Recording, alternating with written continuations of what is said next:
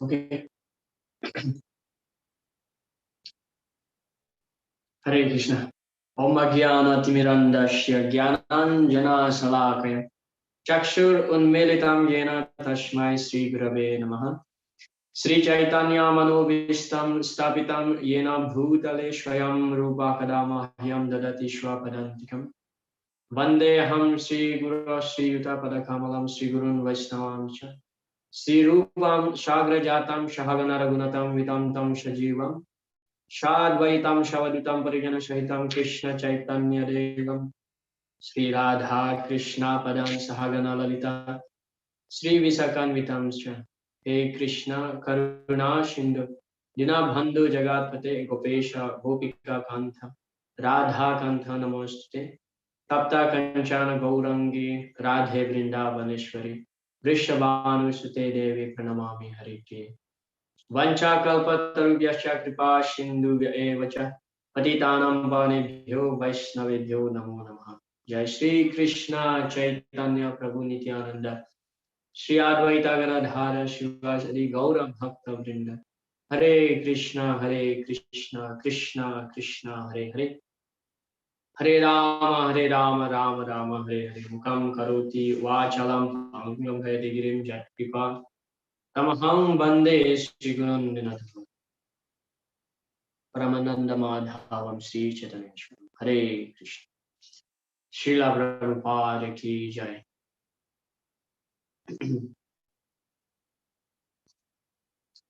So welcome back to our English Bhakti Sastri, Srimad Bhagavad Gita. So we are still in the 8th chapter of the Bhagavad Gita. So in our previous class, we stopped in text number 13. So where in our previous class, there are 3 parts of discussion. So the first one is that Arjuna asking some question to Lord Krishna from text number 1 and 2. And in text number 3 and 4, Lord Krishna answered Arjuna's question.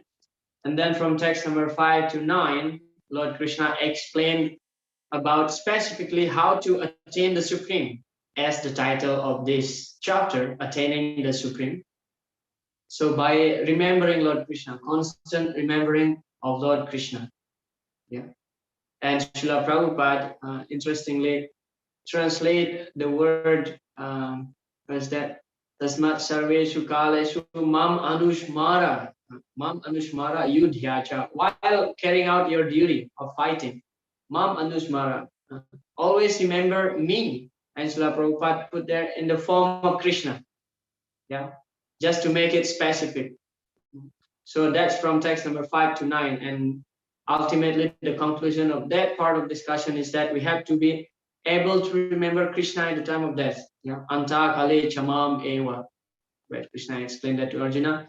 And then the rest of the verses from text number 10 to 13, Lord Krishna described about the yoga Mishra Bhakti. Yeah. Where some specific yogi, they can attain some perfection by reciting the word Om, which is actually the impersonal aspect of Lord Krishna. But those who are advanced, the advanced yogi, if they're fortunate enough, they can remember Krishna. And actually, Srila Prabhupada explained that in the purport to that section, that in the Hare Krishna Mahamantra, in the Hare Krishna Mahamantra, all the mantras included. So including that Om aspect. Just like in the Bhagavan aspect, the Brahman and Paramatma aspect of the Lord, they are included. So similarly, in the Hare Krishna Mahamantra, all Krishna's names actually included there. All right. So on that base, today we shall start our discussion to continue this text number 14 to 27 of the Bhagavad Gita. So these are the topic of our today's discussion. There are 3 parts also. 14 to 16 about pure devotional service, and then 17 to 22 comparing the material and spiritual world, and then 23 to 28 the supremacy of devotional service, in attaining the Supreme. Yeah. So in text 14 to 16, Krishna urges Arjuna to engage in pure devotional service by remembering him without deviation. There is no impediment in such service, and one easily attains Krishna. So this part is very much connected with text number 5 to 9. Yeah. And then 17 to 22, the material world is miserable and temporary. Yeah, that verse will be there in this chapter, in this part. That dukkhalayam asasvatam mamupetya punarjanma dukkhalayam asasvatam, as illustrated by the constant cycle of universal creation and destruction. By hearing this description, one gains detachment from this world. You remember earlier in the 7th chapter, Srila Prabhupada explained that simply by knowing these three Vishnus, yeah, Purusa incarnation, one can attain liberation. Then where is the logic? So here is the logic. Here is the logic.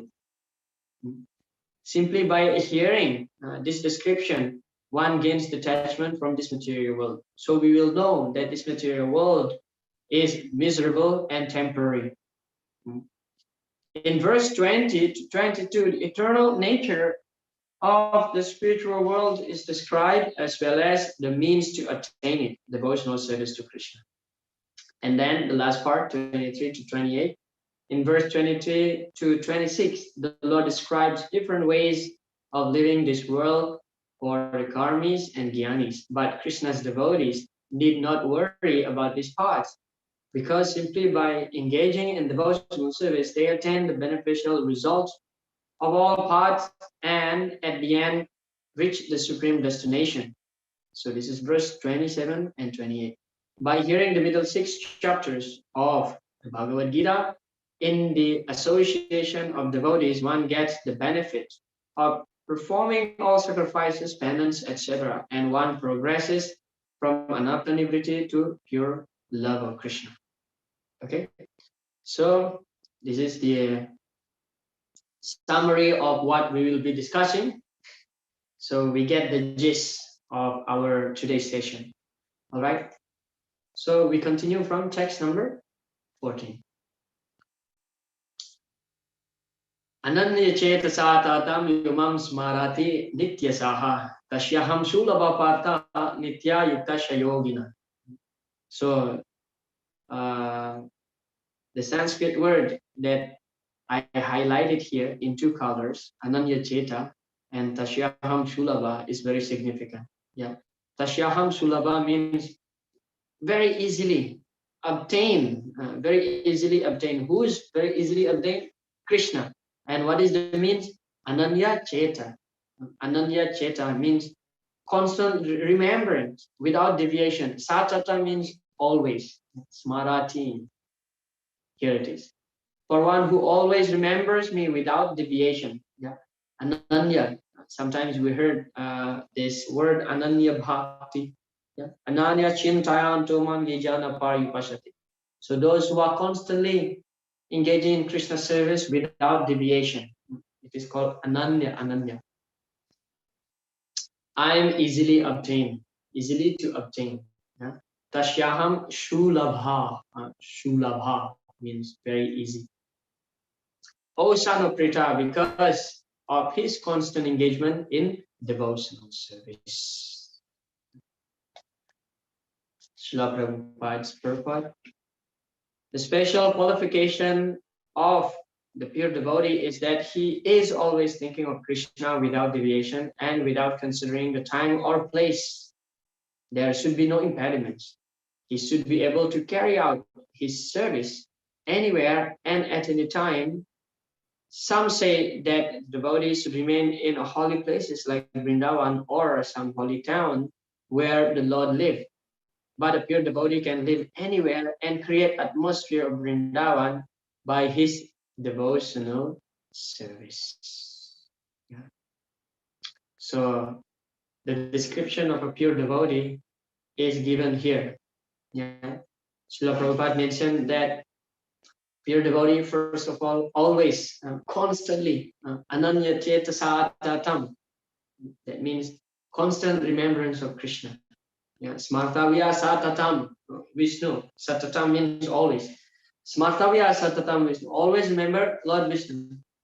Vismartavyo na jatuchit, and never forget Lord Vishnu. So this is pure devotee, always. Of course, the mood of thinking should be Anukulyena Krishna Anushilana. Yeah. Kamsa is also thinking about Krishna 24 hours a day, but that is not Anukul, but he's thinking in the mood of practical, means not favorable. He wants to kill Krishna. He tried to devise some plan to kill Krishna, and he constantly remember about Krishna in that way. So that actually cannot be considered as devotion, according to Srila Rupa Goswami. But thinking about Krishna in favorable way is accepted as the Uttama Bhakti, the topmost performance of devotional service. Thinking about Krishna constantly in favorable way. How I can please Krishna. So this is pure devotee.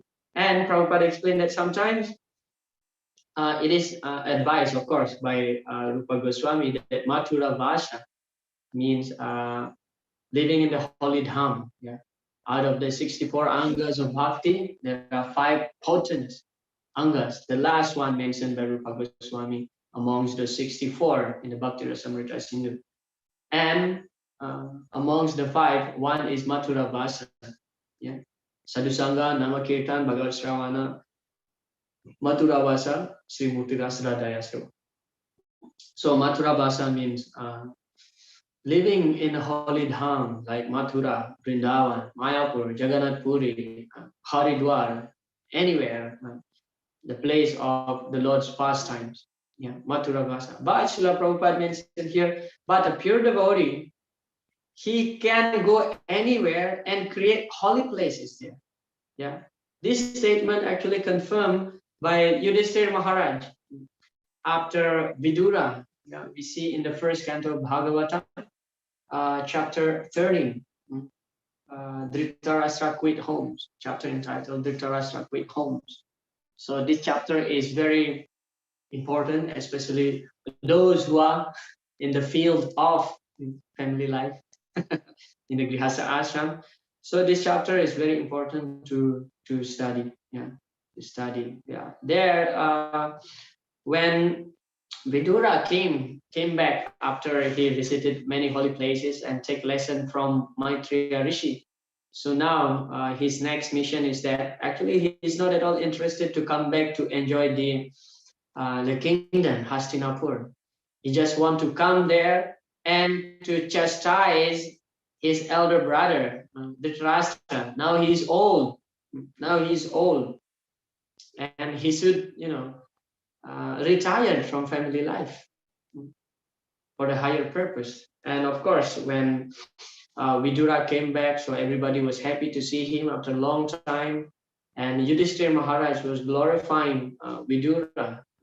So that verse, Bhavad Vida Bhagavata Tirtha Bhuta Swayam Vibhu Tirthi Kurvanti Tirthani Shvantastena Gadavrita is found in that chapter, yeah, chapter 30, Srimad Bhagavatam, first canto. So Tirthi Kurvanti Tirthani. So a pure devotee, wherever he walks, that place will become a tirtha, holy place. Yeah. Like our Srila Prabhupada, he traveled all over the world just to create some holy places. Yeah. He established Krishna's temple 108. 108. Gaudiya Vaishnava temple. Amazing. Such an achievement, yeah, all over the world. So Srila Prabhupada created holy places. Once, of course, Srila Prabhupada said that my physical body can be here in America, but my heart is always in Vrindavan. Yeah. So Srila Prabhupada's mood is always in Vrindavan.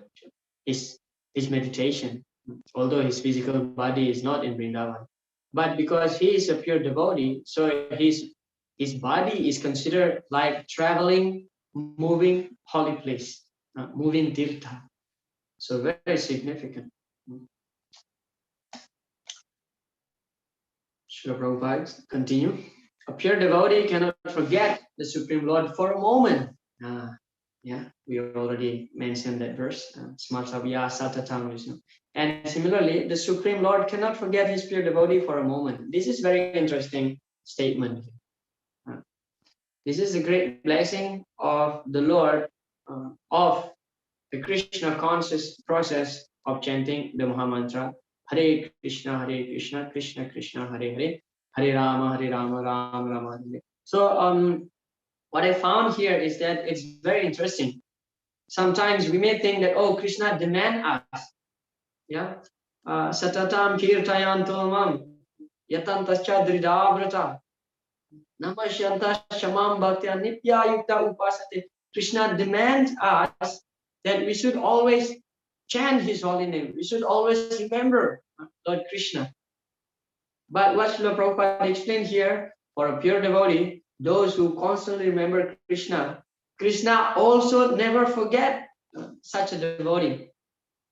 Yeah, Krishna never forgets. Sadava hridayam mahyam sadunam hridayam duham mad anyante na jante mad anyante na janante naham tebyo managapi. So Lord Narayan explained to Durvasa Muni, in the ninth canto of Srimad Bhagavatam, Sadava hridaya mahyam. So Lord Krishna says that in the heart of my pure devotee, I always resides there. Because pure devotee is always thinking about Krishna. Sadhunam hridayam tuham. And in my heart, my devotee is always there. So in our heart, Krishna is always there. And in Krishna's heart, his pure devotee is always there. Yeah, that means Krishna always remembers his pure devotee. Mad anyante na jananti naham tebyo manag api. So for my pure devotee, they don't know anything apart from Krishna, apart from me, Krishna says. And for me, I don't know anything apart from my pure devotee. Of course, Krishna knows everything.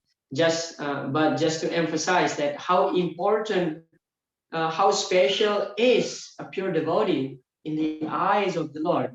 So Krishna mentioned that my pure devotee don't know, my pure devotees don't know anything apart from me, and I don't know anything apart from my pure devotees.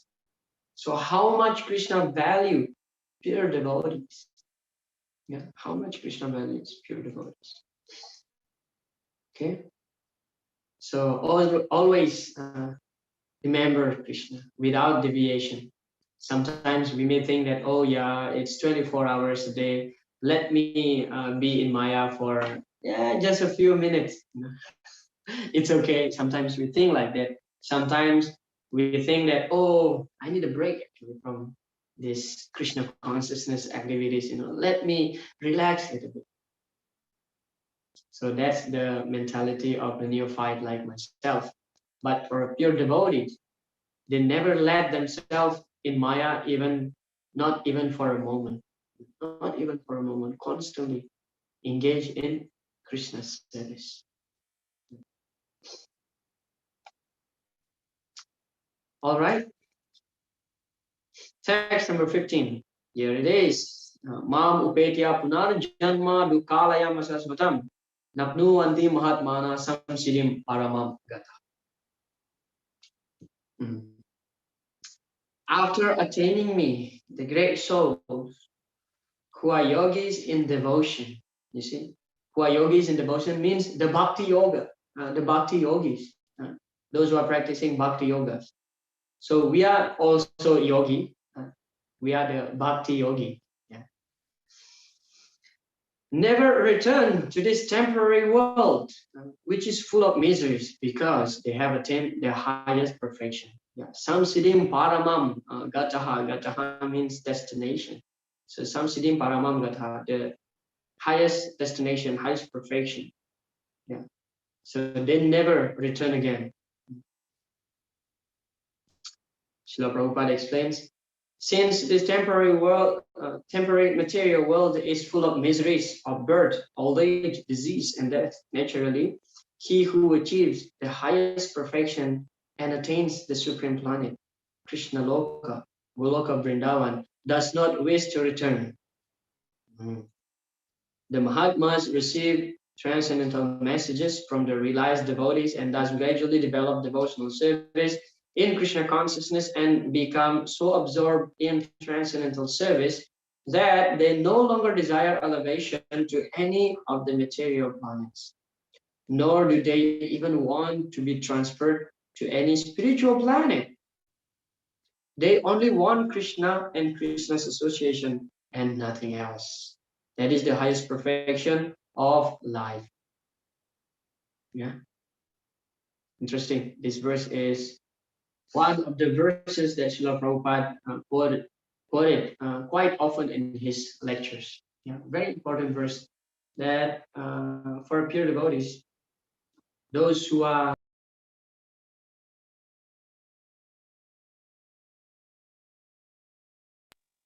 those who have obtained the highest destination, yeah, Goloka Vrindavan, spiritual world, they don't wish to return to the material world. They don't wish. But sometimes we find that the Nityasira, the ever liberated soul, the residents of Goloka Vrindavan, Vaikuntha Loka, they come to the material world for the purpose of saving, for the purpose of helping another conditioned jivas who are entangled in the material world. So, like the acharyas, they are ever liberated souls. They come directly from the spiritual world, just for our benefit. Yeah. Otherwise, they don't wish to give up the spiritual world. Why? Why they give up spiritual world? Just like here we are in the material world, it is a natural tendency when you go to some nice place, you don't wish to return to the place where you were before if your place is miserable. Yeah, just like a jail, for example.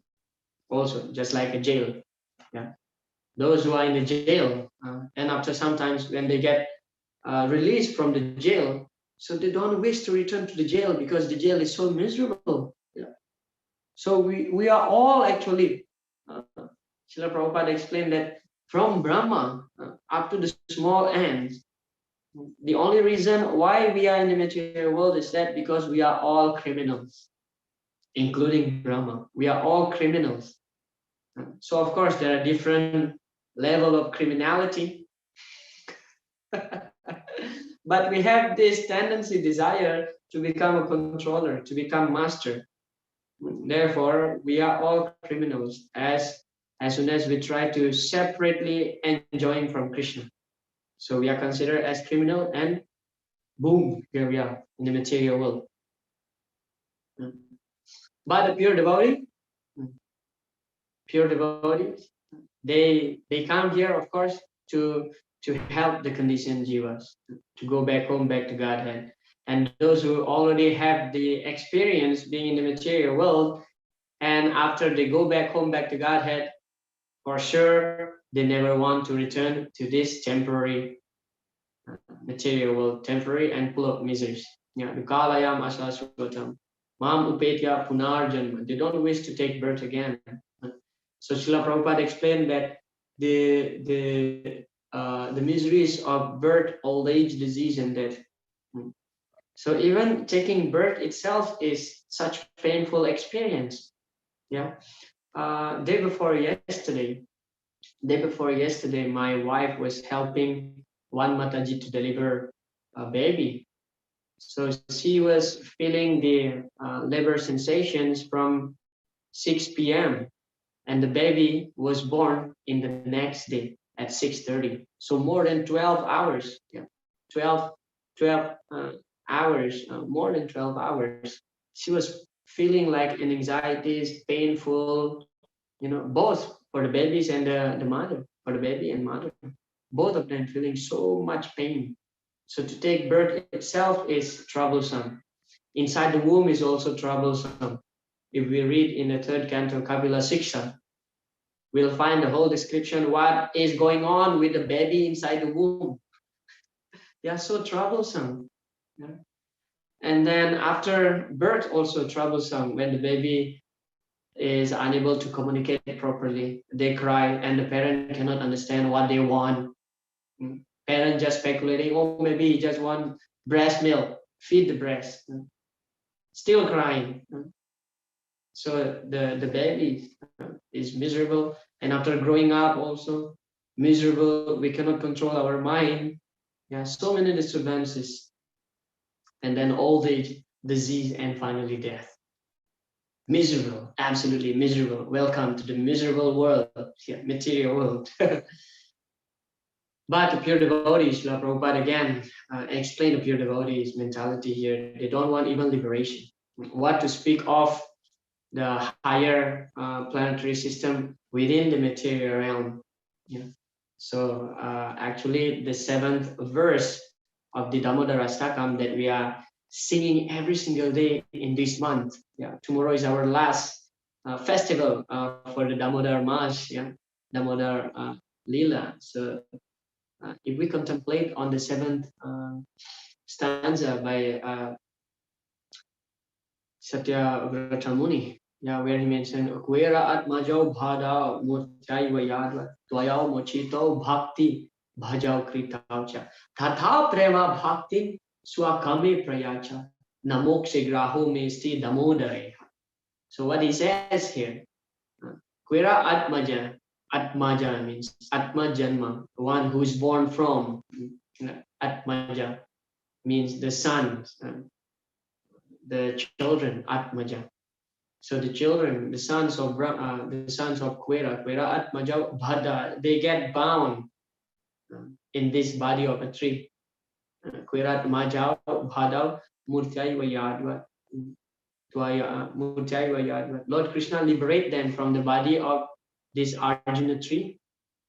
And then Twaya Mochito Bhakti Bhajao Kritaucha. Not only that, but Lord Krishna also award them pure devotional service. Just simply by Narada's mercy. Actually, in the 10th canto, it is described that Lord Krishna has no business with these two personalities, Manigriva and Nalakwara. But because Narada said that Lord Krishna will liberate them, therefore he just crawled there and liberate Manigriva and Nalakwara. We know that Manigriva and Nalakwara never performed devotional service in their previous life, never. They were the son of Kwera, just enjoying life, being a prince, being princes, and they can get whatever they want, especially the enjoyment with women, wealth, nice food, nice place, everything. So they never perform devotional service, but they are awarded pure bhakti by the Lord Himself simply because of Narada Muni. Yeah. Tatha prema bhakti shwa kame prayacha. And Satyavrata Muni said that I don't want anything. I just want this. Tatha prema bhakti. I just want this pure devotional service, pure love, the prema. Swakam. Swakam means my desire. Swa means mine. There is para dharma, swadharma, and paradharma. So paradharma means the duties of others. Swadharma means our own duty. So swakam means my desire. Swakame prayacha na mokshe graho me asti damodara. Oh Lord, I don't want even liberation. Na mokshe. I don't want liberation in the planet of Vaikunta. I just want pure devotional service. So that's the prayer of Satyavrata Muni. Yeah. And that's actually the mood of pure devotees. All right. And then text number 16. Here it is. Abrahma Bhuana Loka Punaravartino Arjuna Mamupetya Tukanteya Punarjanma Na Vidyate. From the highest planet in the material world down to the lowest, all are places of misery, wherein repeated birth and death take place. But one who attains to my abode, O son of Kunti, never takes birth again. Purport: those who attain the highest material planets, the planets of the demigods, are again subjected to repeated birth and death. But if on Brahmaloka one does not cultivate Krishna consciousness, then he must return to earth. Those who progress in Krishna consciousness on the higher planets are gradually elevated to higher and higher planets, and at the time of universal devastation are transferred to the eternal spiritual kingdom. Interesting. Yeah. Abrahma Bhuvanaloka Punaravati. Even Brahma will die. Means that body of Lord Brahma will die. Because it is the nature of this material world. Therefore, the material world is known as the Matyaloka, the place of birth and death. Titam Mukta Swargaloka Vishalam Shine Punye Matyalokam Vishanti. Evam Traye Dharma Manu Prapanna Gata Gata Kama Kamala Bante. So Ksine Punye Matyalokam Vishanti. The living entity goes up to the higher planetary system, enjoy there for some time. Then Teta Mukha Shwargaloka Vishala. They enjoy in the heavenly planet.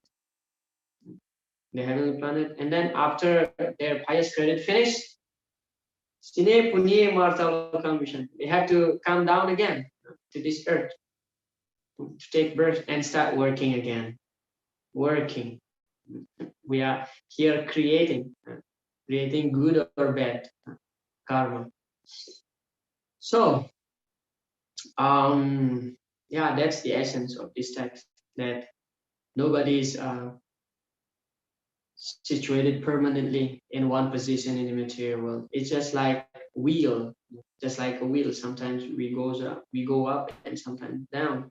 Brahmanda Brahmite Kona Bhagyavan Jeev Guru Krishna Prashadi Pai Bhaktivat. So we are wandering in this Brahmanda. If we're fortunate enough to meet Guru, then we can get the mercy of Krishna. If we get both of their mercy, Guru's mercy and Krishna's mercy, then our life considered to be successful. Yeah. Bhakti Lata Beach. When the Bhakti Lata, the creeper of Bhakti, is growing up, that's actually fresh breeze, for us, a fresh breeze. We can breathe nicely because we know our destination, that we are actually in the process of going out of these miseries of this material life. As Srila Prabhupada explained here, of course, in the higher planetary system like Janaloka, Tapoloka, Brahmaloka, these are the planet of sages. Tapoloka, especially, all people, the souls, they're performing tapasya and they get some blissful experience. If we study the Brihad Bhagavatamrita, the story of Gopakumar, how he traveled actually from one place to another place, and finally he goes up to the Swargaloka and goes up to Lord Brahma. In each planet where he reaches, actually he thought that, wow, this planet is amazing. But when he expressed his amusement to the person there who's in charge, so the person there says that, no, actually there is a greater planet. There is a greater planet. There is higher planet. And then he desired to go there. And then he goes there, he goes there, he goes there. And finally he reached Brahmaloka. And then he was, completely astonished with the opulence, with the duration of life, with the enjoyment in Brahmaloka. But then Lord Brahma explained to him that, no, actually this is not the topmost. Vaikuntha is even higher than this material world. So even people in Brahmaloka will give up their body. And as Srila Prabhupada explained, if they don't perform devotional service after attaining this planet, higher planetary system, so they will come back to earth again. But if they perform devotional service, then at the time of dissolution, they will go to spiritual world, Vaikuntha Loka. Yeah, here. So this is the Goloka chart. This is Brahma's planet, topmost. And the Hare Krishna Mahamantra, Golokera Premadhana Harinama Sankirtana. You see this line? This line is the Hare Krishna Mahamantra. It comes, Mahamantra comes directly from Goloka Vrindavan. And that's actually our staircase to go up to the topmost planet, Goloka Vrindavan, the Hare Krishna Mahamantra. Srila Prabhupada lecture says, Ananya Chetasa Tatam. Satatam means always, 24 hours, 10% without any deviation. This is Krishna consciousness. If one is engaged in such Krishna consciousness 24 hours, 24 hours and 10%, then Yomam Smarati Nitya Saha, always remembering. Suppose if you are engaged in some work, naturally you will be thinking of that particular work. When you go to your office and work, oh, you have to think always of the office business. This is quite natural.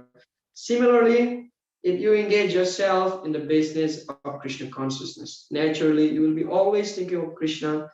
Therefore, it is said, Yomam Smarati Nityasaha, always remembering me. Tashyaham Sulabha Partha, my dear Partha Arjuna, for him I'm very cheap.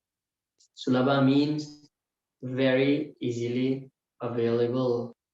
Yeah, Sulabha means cheap. We have one kitchen here in Mayapur, and it is called Sulabh Kitchen. One of the first kitchen in Mayapur. That's since Srila Prabhupada's time. And the cost of the prasadam is the cheapest. 30 rupees, you can get full meal. Yeah, nice experience. So Sulabha means cheap. But however, Krishna is not at all cheap. We have to pay a price.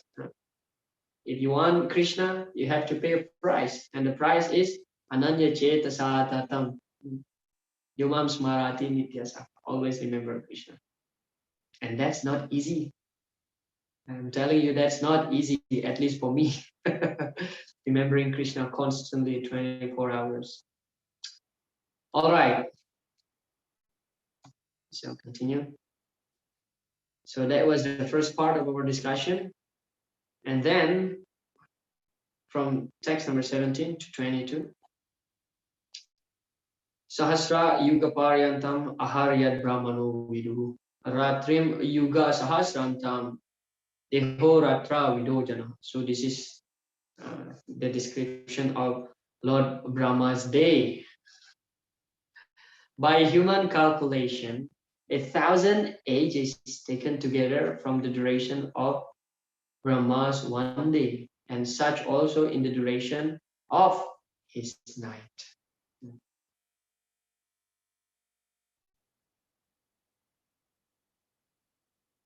A kalpa is a day of Brahma, and one day of Brahma consists of 1,000 cycles of yugas. So actually, the 4 yugas from Satya to Kali Yuga is known as the Divya Yuga, and 71 Divya Yuga is actually consists of one Manvantara. And then in one day of Brahma, there are 14 Manus. See, there are 14 Manus of one day, 12 hours of Lord Brahma, there are 14 Manus. And then in one Manu, there are 71 Divya Yuga. There are 71 Divya Yuga. So if we calculate, so 1,000 ages, unlimited numbers, long period, just one day of Lord Brahma.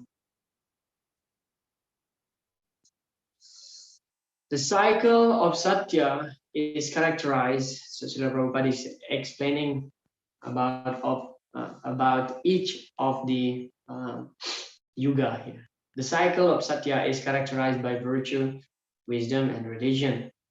There being practically no ignorance and vice. And the yuga lasts how much is this? 1,725,000 years. Yeah, human calculation. So Satya Yuga, characterized by virtue, wisdom, and religion. No ignorance. And then in Treta Yuga, vice is introduced. And this yuga lasts for 1,296,000 years. In the Dwapara Yuga, there is an even greater decline in virtue and religion, vice increasing, and this yuga lasts for 864,000 years. And now, here we are. And finally, in Kali Yuga, the yuga we have now, been experiencing over the past 5,000 years. There is an abundance of strife, ignorance, irreligion, and vice, true virtue being practically non-existent, and this yuga lasts for 432,000 years. Okay, so this is Srila Prabhupada's purport.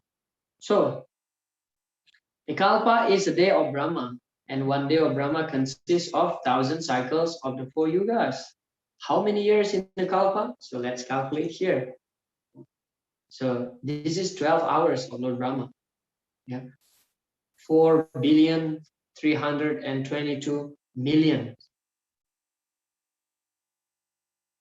These 4 yugas, rotating 1,000 times, comprise one day of Brahma, and the same number comprise one night. So this is 12 hours. So this number, twice of this number, is 24 hours of Brahma. So this is 8,640,000,000 years. You see, even hard for me to mention about this number. That's one day, 24 hours. Brahma lives 100 of such years and then dies.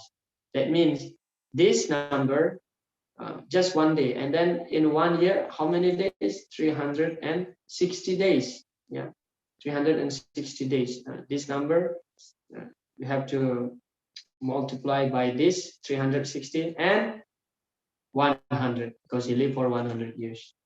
This is the number.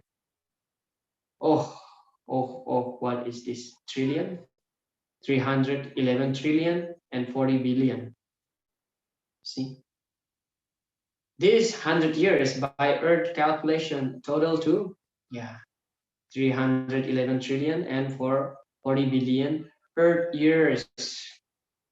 And then finally, Srila Prabhupada explained, by these calculations, the life of Brahma seems fantastic and interminable.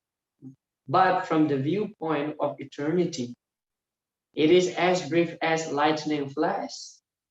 Causal ocean, in the causal ocean, there are innumerable Brahmas rising and disappearing like bubbles in the Atlantic.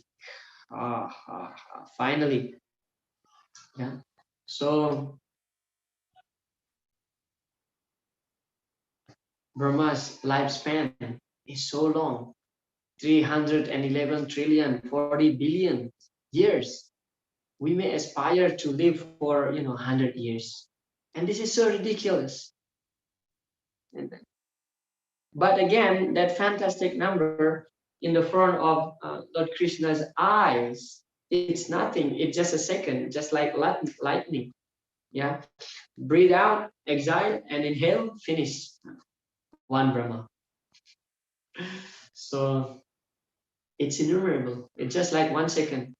That 311 trillion is just like 1 second of Lord Krishna. Yakarananda jale bhajati shmayoga nidram ananta jagadanda saroma kupaha. So nidram ananta, yoga nidram ananta jagad anda saromaku.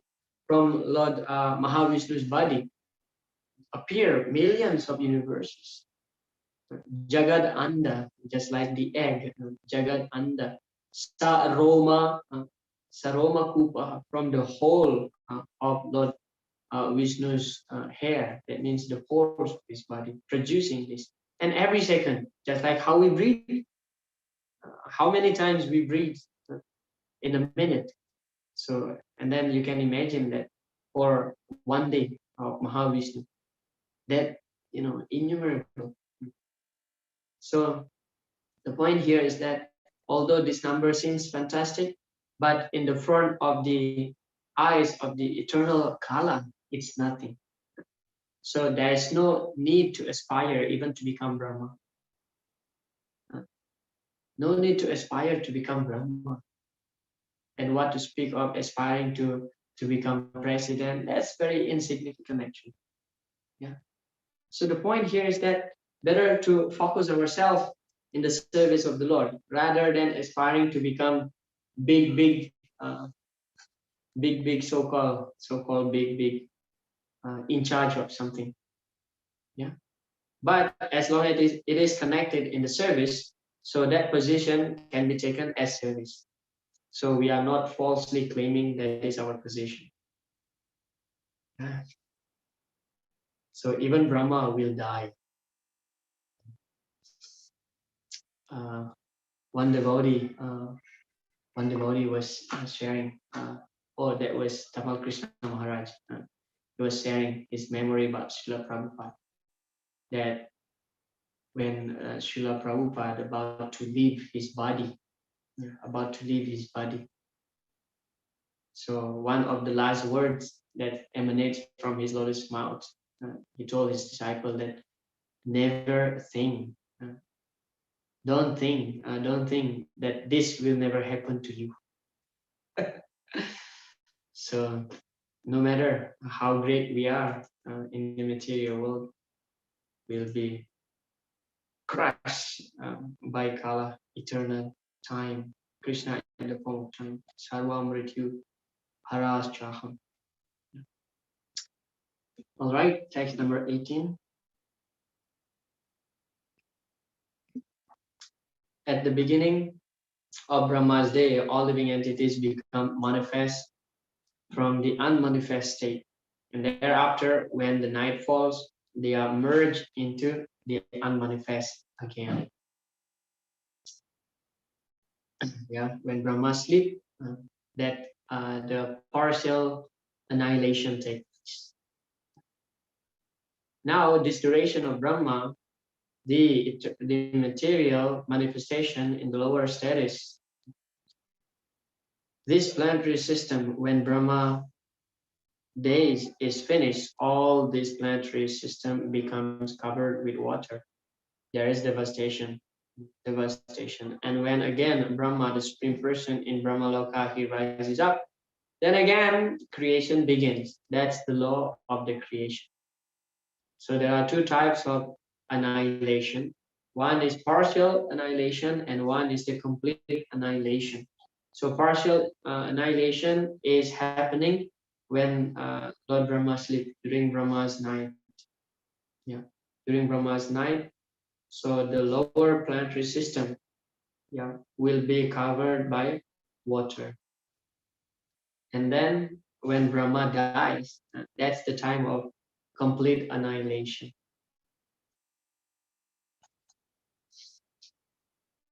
Yeah, partial annihilation. During the night of Brahma, the lower planetary systems are submerged in waters of Garbhodaka ocean. Complete devastation. All the planetary systems are destroyed, including Brahmaloka. Living entities enter into the body of Mahavishnu and remain in mystic slumber for a very, very long time. Yeah. So when there is complete devastation, so all jivas will merge into the body of Mahavishnu. And when Mahavishnu creates the material universes, and the jivas through his glands, Mahavishnu's glands, the jivas enter again into the material universe. Okay. Text number 19. Again and again, when Brahma's day arrives, all living entities come into being. And with the arrival of Brahma's night, they are helplessly annihilated. So this is the lila here. Bhutva praliyate. During the day, they become manifest, and at night, they are annihilated again and again. Ultimately, when Brahma's life is finished, they are all annihilated and remain unmanifest for millions and millions of years. And when Brahma is born again in another millennium, they are again manifest. But those intelligent persons who take to Krishna consciousness use their human life fully in devotional service of the Lord, chanting Hare Krishna, Krishna Krishna, Hare Hare, Hare Rama, Rama Rama, Hare Hare. Thus, they transfer themselves, even in this life, to the spiritual planet of Krishna and become eternally blissful there, not being subject to such rebirth. Okay, this purport is absolutely clear. Text number 20. Yet there is another unmanifest nature, which is eternal. So unmanifest means here unseen by our eyes. Okay. Krishna is explaining now about the spiritual world. So from text 17 to 19, Krishna explained, describe about this material universe. And then here, now Krishna explaining about the unmanifest nature. Unmanifest means unseen by our eyes, okay? Not voidism. It is not void. Please make a clear note here. It is not a void, but unmanifest here refers to the world which is unperceivable through our material senses. Okay. Yet there is another unmanifest nature which is eternal and is transcendental to this manifested and unmanifested matter. It is supreme and is never annihilated. When all in this world is annihilated, that part remains as it is. Okay. So the spiritual world is also part of creation. Okay, from the whole creation of the Lord, 3/4 of the whole creation is the spiritual world, and then 1/4 is the material world, material creation. Just like in a country, how big is a jail? Just a small portion of the whole country, right? So similarly, from all Krishna's creation, spiritual world is 3/4 of the whole creation, and 1/4 is the material creation. So material creation is the small part of Krishna's whole creation.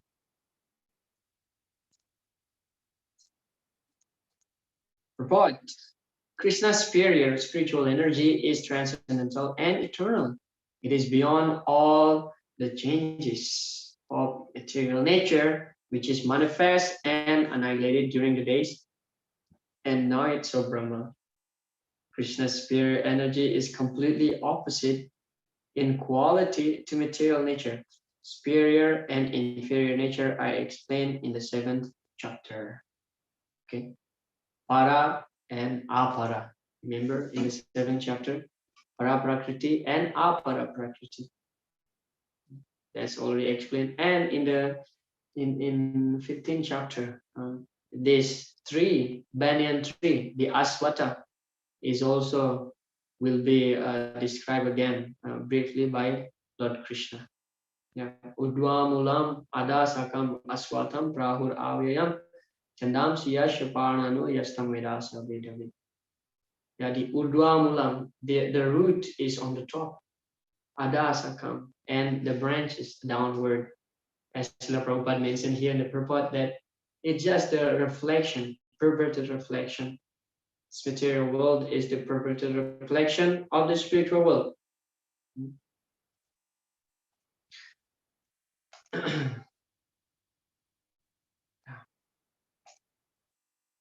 Text number 21.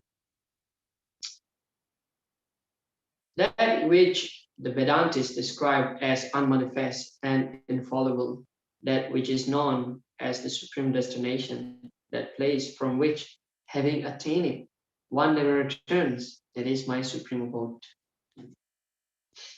The supreme abode of the personality of Godhead, Krishna, is described in the Brahma Samhita as Chintamani Dham, a place where all desires are fulfilled.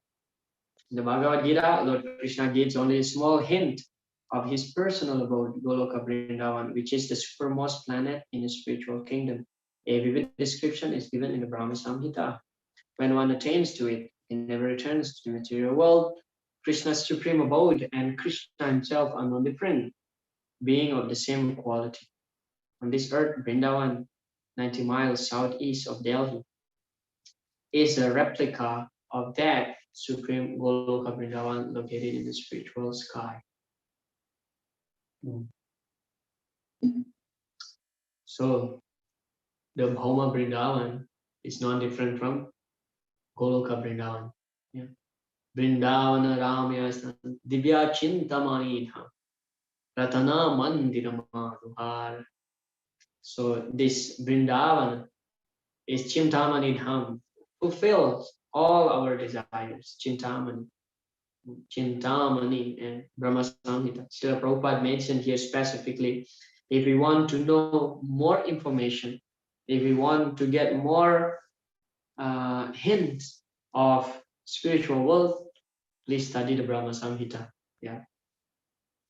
Shreya Kanta Kanta Parama Purusha Kalpataravo Druma Bhumis Chintamani Ganamayi Toyamamritam Katha Ganam Natyam Gamanam Api Vamsi Priyasa Chiranandam Jyoti Paramapi Tadashvaryam Apicha. So Shreya Kanta Kanta Parama Purusha Kalpataravo Druma Bhumis Chintamani Ganamayi. So the soil is the Chintamani. It's not like soil that we experiencing here. It's gems, Chintamani gems. And then Toyam Amritam, and the water is nectar, not plain water that we experience here. Toyam Amritam, Kathaganam, every word is a song. Natyam Gamanam Apivam Sikriyasaki, and every step is a dance. Every word is a song, every step is a dance, and everyone is attracted by Krishna's flute. So very beautiful. You can read in your own timing. Brahma Samhita.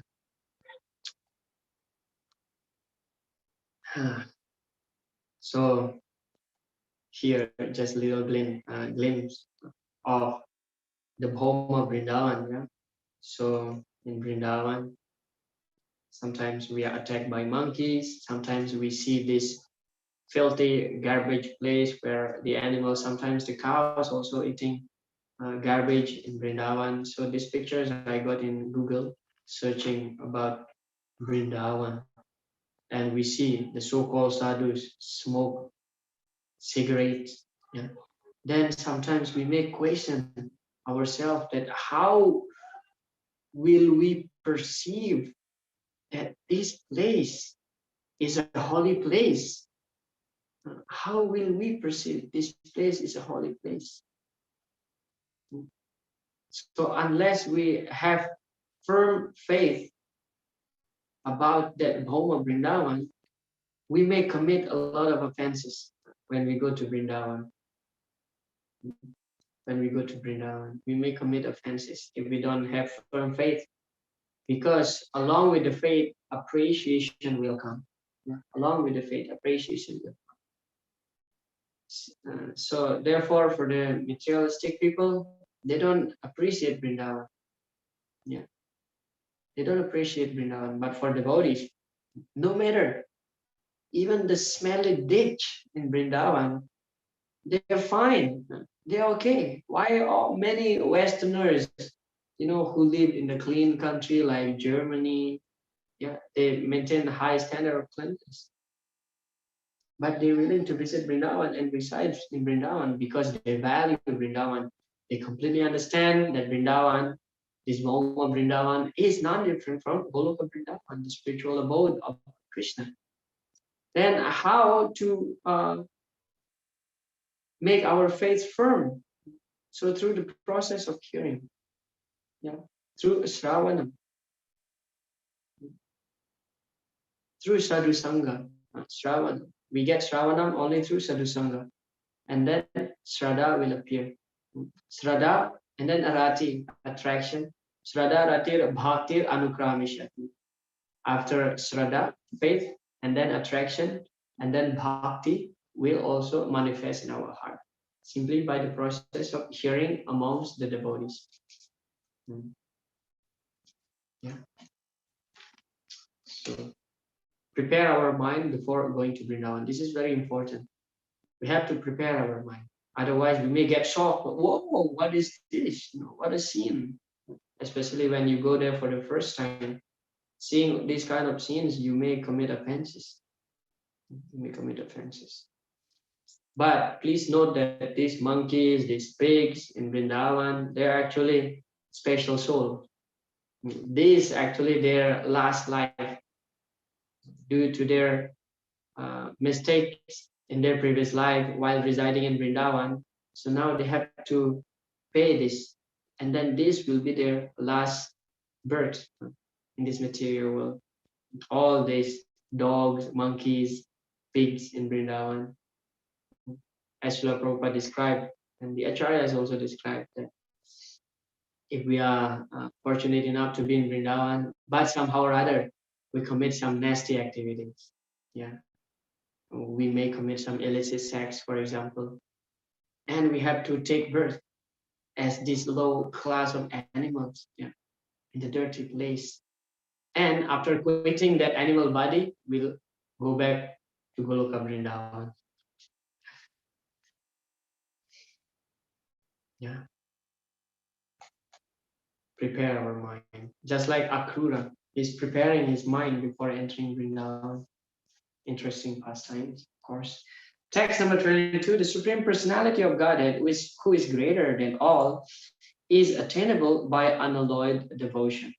Although he is present in his abode, he is all pervading and everything is situated within him. Yeah.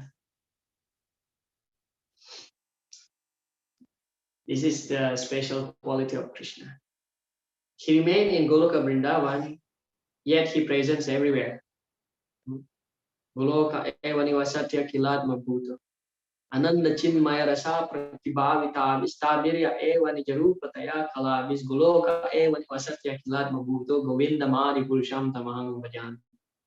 So Ananda chinmaya rasa, Lord Krishna in Goloka Vrindavan, eternally there and enjoying the rasa with his pure devotees, with the gopis, gopas. So Ananda Chinmaya Rasa. And Goloka Satya Kilat Mamuto, he never lived the spiritual world, yet he also present here. He also present here. He expands himself. Srila Prabhupada explained in the lecture that it doesn't mean when Krishna comes here or incarnate himself here, doesn't mean that the Goloka Vrindavan now missing Krishna. No, because Krishna has unlimited potency. Once Srila Prabhupada was asked, so Srila Prabhupada, when we offer some food to Krishna, because Krishna never leave Goloka Vrindavan, how do we understand that this food is received by the Lord? And Srila Prabhupada explained that yes, Krishna's potency is unlimited. He can come here directly and eat the food stuff that you offer, yet he can remain there also.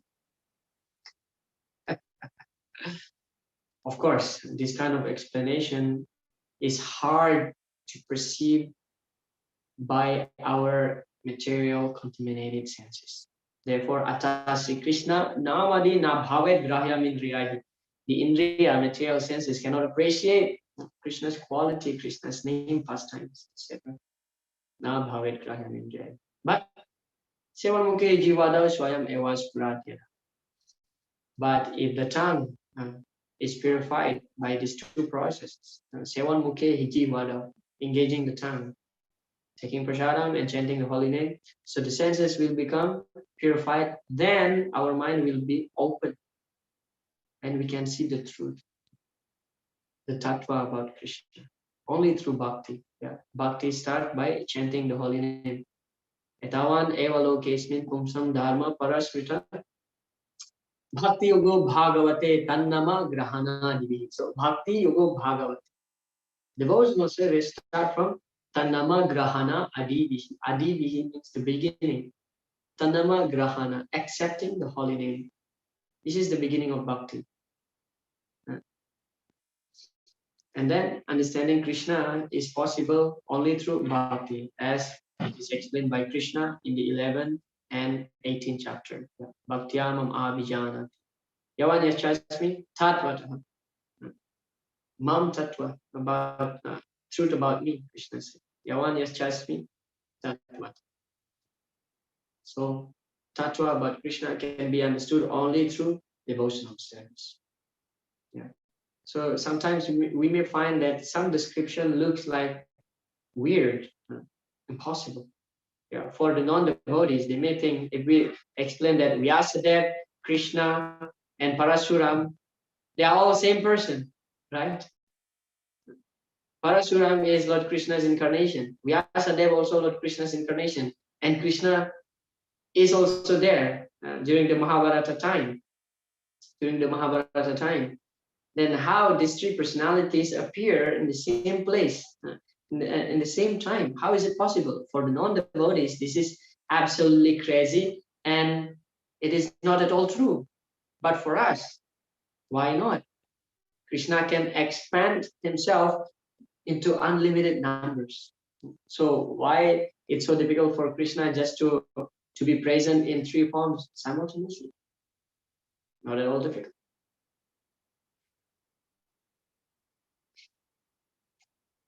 All right.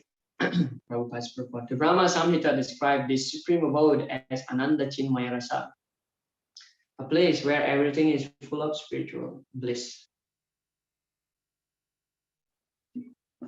All the variegatedness manifest there is of the quality of the spiritual bliss. To enter Krishna's supreme abode or the innumerable Vaikuntha planets is possible only by bhakti, devotional service, as clearly indicated here by the word bhaktya. No other process can help one attain that supreme abode. So this is a lecture by Srila Prabhupada. So being incapable, don't try to understand God and God's kingdom by experimental knowledge. This is what I'm talking about. By experimental knowledge means by speculation, by our own calculation. Because first of all, our senses, our mind, our intelligence is limited. They are limited. Yeah, are limited. Mind, intelligence, they are limited. Then how we can understand the unlimited God through our limited senses? It is not at all possible. Yeah.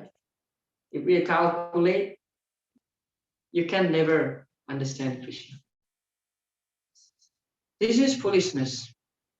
It is not possible. You have to understand by hearing Bhagavad Gita, and there is no other way. Just the same example, you cannot understand who is your father by experimental knowledge. You have to simply believe your mother. Similarly, you have to believe this Bhagavad Gita, then you can get all this information. There is no possibility of experimental knowledge. But if you become advanced in Krishna consciousness, you will realize. Sometimes we may ask question also. Then, if it is difficult to understand Krishna, why do we need to study the Vedas? Why do we need all this information about Krishna and Krishna's creation? I remember when I was studying the Bhakti Vaibhava, it's about creation now, the Bhagavatam, about creation, Canto 4 about creation. Actually, creation starts from Canto 3. Actually. And then our teacher explained that the conclusion of this discussion about creation is that we will not understand about creation at all. Why you are here? Simply to know that finally we will not be able to understand about creation. I repeat once again. Why we are discussing about creation? Why we study about the creation? Just to conclude that finally we will not be able to understand about creation. That means Krishna is so great. We cannot understand Krishna fully. God is unlimited. So we cannot capture the unlimited God through our limited senses. So then what should we do? Well, we just accept the Sabda Brahman, accept the Pramana. That's it, with full faith. If you have a small faith, try to study it, and finally you will not understand. That's the proof that actually God is great. Nobody can understand God in full. Yeah. All right, the last part of our discussion, text number 23 to 27, about the supremacy of devotion in attaining the Supreme. Text number 24, those who know the Supreme Brahman attain the Supreme by passing away from the world during the influence of the fiery God in the light at an auspicious moment of the day.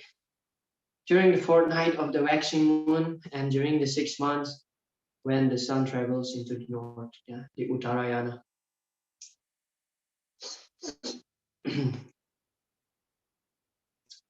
When fire, light, day, and the fortnight of the moon are mentioned, it is to be understood that over all of them, there are various presiding deities who make arrangements for the passage of the soul.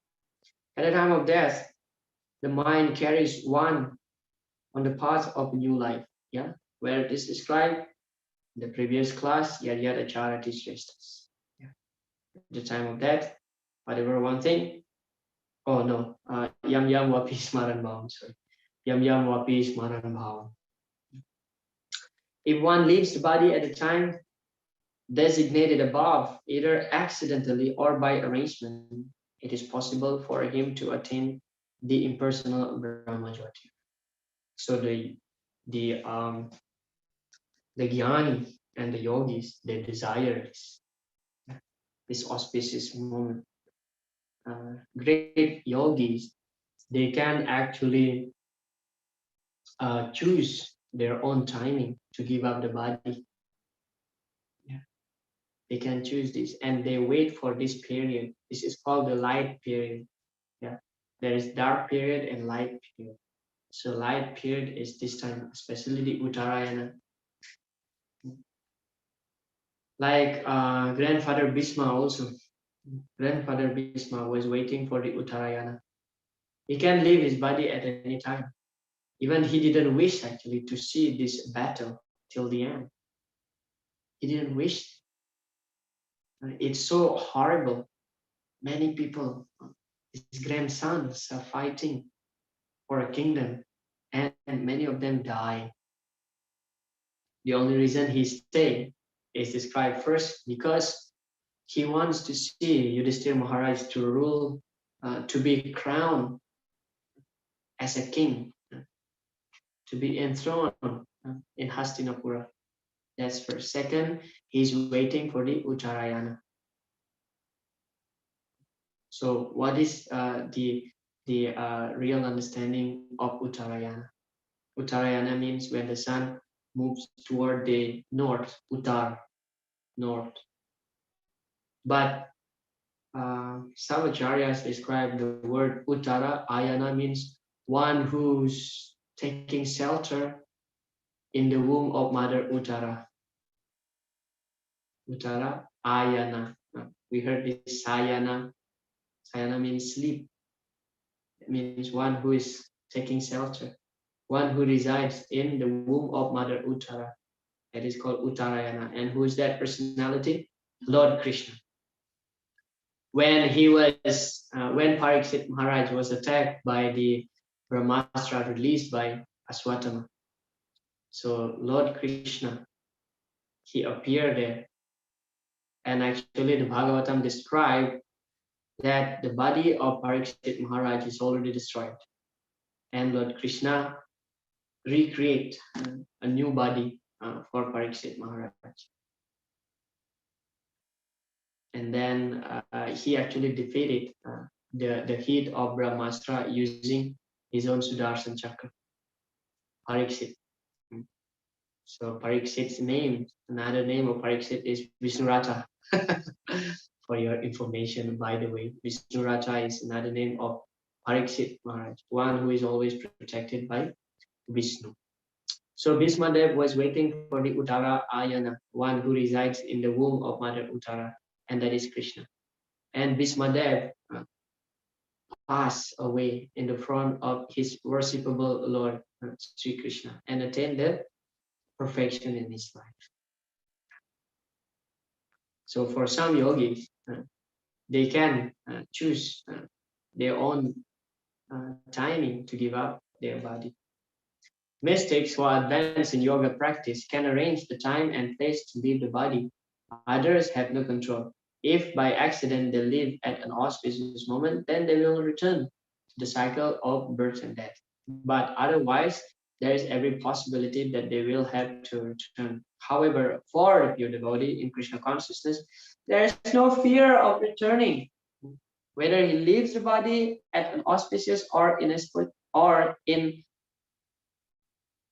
sorry, whether he leaves the body at an whether he leaves the body at an auspicious or inauspicious moment by accident or arrangement. So for pure devotees, there is no problem. There is no fear, because a pure devotee is a person who constantly remember about Krishna. Yeah, Savai Mana Krishna Padara Vindaya Chamsi Vaikuntha Gunano. Always think about Krishna, always describe about Krishna. Karo Harir Mandira Marjana, engage in cleaning the temple and so on. Yeah. Kamam Chadashe Natu Kama Kamyaya Uttamas Loka Janasraya Rati. His only attraction is to serve Krishna. Kamam Chadashe, all is service to Krishna. So for such a person, it doesn't matter when he will die, when he will leave the body, where he will leave the body, because he is always with Krishna. Yeah, he is always with Krishna. Therefore, no anxiety for a pure devotee. We see that many personalities giving up their body not in a holy place like Vrindavan or Mayapur, like His Holiness Bhakti Charu Maharaj. So, but for a devotee like that, they are always with Krishna, and because they constantly remember Krishna, so it just externally he passed away in the West, but actually he's full in Krishna consciousness. So there is no doubt that he went back home, back to God. Yeah, but of course it is very auspicious to give up the body in the holy dham. But as far as pure devotees are concerned, as Srila Prabhupada mentioned here, whether it is in the auspicious or inauspicious, because for devotees everything is auspicious. As long as the holy name emanates from the mouth of a pure devotee, everything is auspicious. Sarva Manga, yeah, all auspicious.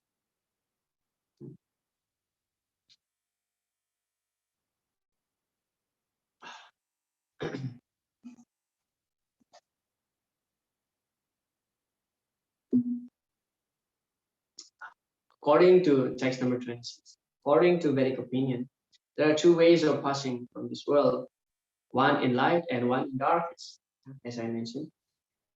When one passes in light, he does not come back, but when one passes in darkness, he returns. Those who are fruitive laborers and philosophical speculators from time immemorial are constantly going and coming. Actually, they do not attain ultimate salvation, or they do not surrender to Krishna. So this light time is described in the previous verse, yeah, that in certain period when the sun especially travel to the north, yeah, this is light period. But the real understanding here is that between light time and dark time, light time means when we are fully in Krishna consciousness, and dark time means when we are in Maya. That's it. As simple as that. We have to understand this verse. Therefore, Srila Prabhupada in the purport mentioned that the karmis and the fruitive workers and what he mentioned here, mental speculators. Yeah, the fruitive laborers and philosophical speculators, because they are non-devotees. For them, there is no hope to be delivered from this material world. Yeah, because it's darkness. So there is light and darkness. Light means when we are in Krishna consciousness. That's it. Of course, externally that light means okay, on the period of sun god, moon, this and that, But as long as we are not in Krishna consciousness, we are considered to be in darkness. Yeah.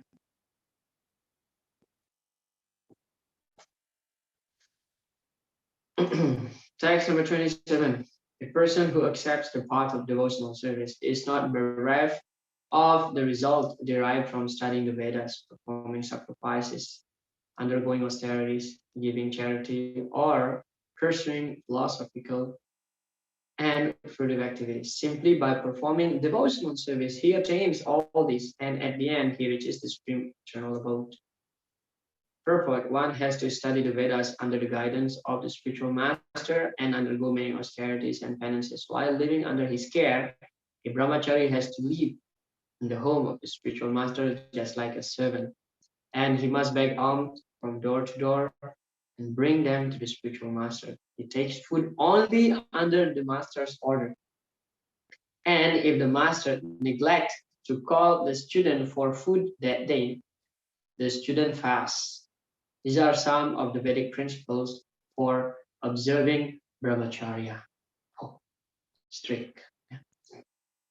The beauty of Krishna consciousness, however, is that by one stroke, by engaging in devotional service, one can surpass all the rituals of the different orders of life. One who has a little faith in Bhagavad Gita should learn Bhagavad Gita from devotee, because in the beginning of the 4th chapter, it is stated clearly that Bhagavad Gita can be understood only by devotee. Yeah, Bhaktosi me sakha cheti rahashyam hetadu but Krishna mentioned. No one else can perfectly understand the purpose of Bhagavad Gita. One should therefore learn Bhagavad Gita from a devotee of Krishna, not from mental speculators. Nice, very nice purport by Srila Prabhupada here. Not by performing sacrifice, studying the Vedas, undergoing austerities, giving charity, as Krishna will explain again in the 11th chapter. Naham vedai natapasa nadanina nachenjaya sakyam evam vidodrastum. So naham vedai, not by studying the Vedas, natapas, not by austerity, nachenjaya, not by worship even, nadanina, not by giving charity, only by bhakti. Only by bhakti. And Srila Prabhupada explained in his purport that about brahmachari training. Yeah, brahmachari training. Because we can understand Krishna only by the mercy of the spiritual master.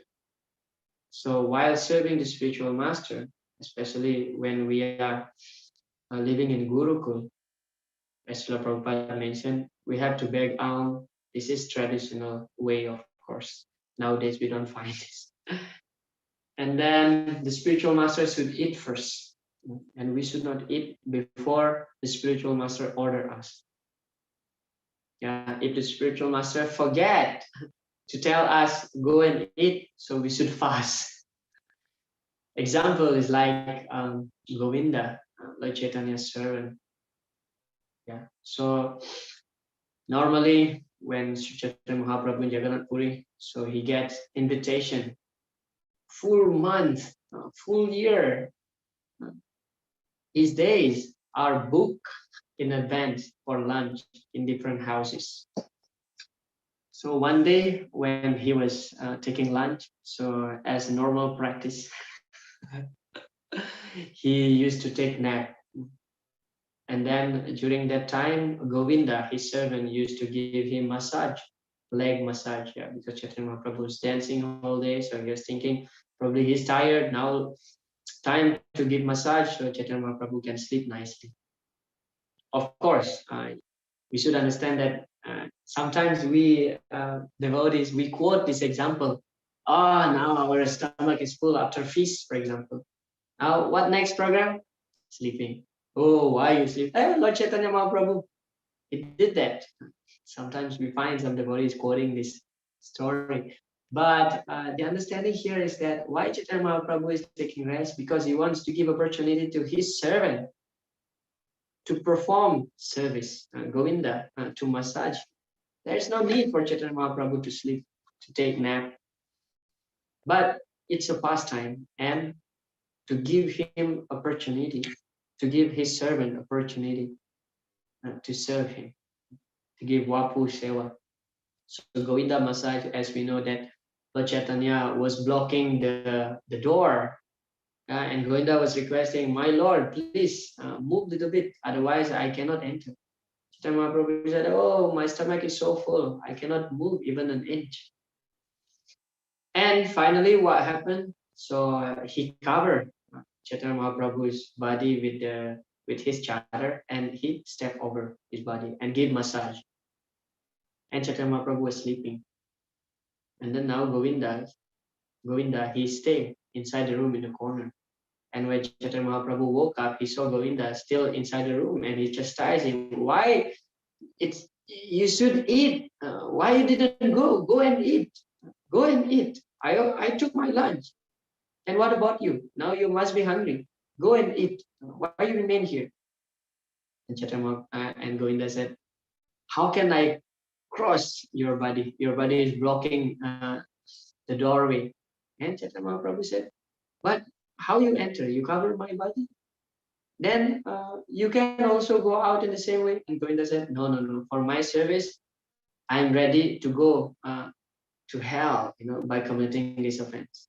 But as far as I'm concerned, I will not dare. So the point here is that devotees, pure devotees, prioritizing only bhakti. A student, Govinda is a very exemplary student or disciple, a servant. That should be our mood to our spiritual master. So if the guru forget to tell his student to eat, so students should fast. Yeah, faithful to the word. Guru mukha padma vakya chittete koriyakya. Nice. So this purport explaining about the importance of studying the Bhagavad Gita from a devotee, because only devotees understand Krishna. This material sky is meant for the conditioned soul, just like the prison house. What is this prison house? The prison house is a certain area of the state, walled, outside walled and protected, so that the prisoners may not come out. That is called prison. But it is within the state, within the city, under insignificant portion. Yeah, we have discussed this point. All right.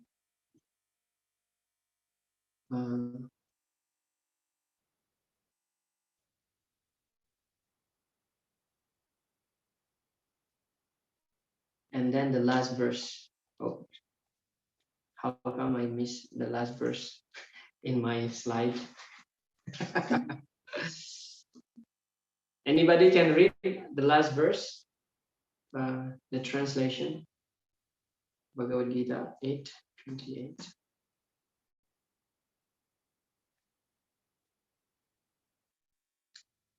All right. Here it is. Just directly to the database. Text number 28. A person who accepts the path of devotional service is not bereft of the result derived. Oh, yeah. This is 28, actually, we already covered. Yeah, just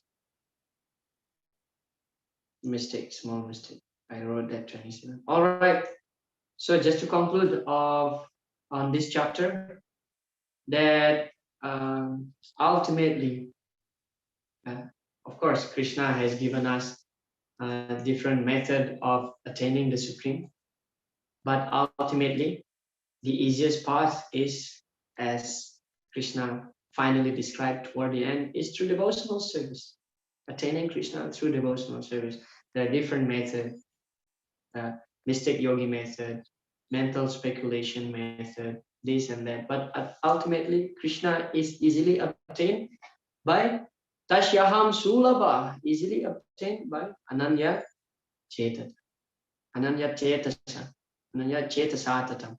Ananya Chetasatatam. Always thinking about Krishna. And that is actually devotional service. All right. So, as the theme of this middle part of the Bhagavad Gita, devotional service, we'll find repeatedly Krishna mentioned again and again the importance of devotional service. All right. Class is over. Whether any question or comments? Hare Krishna.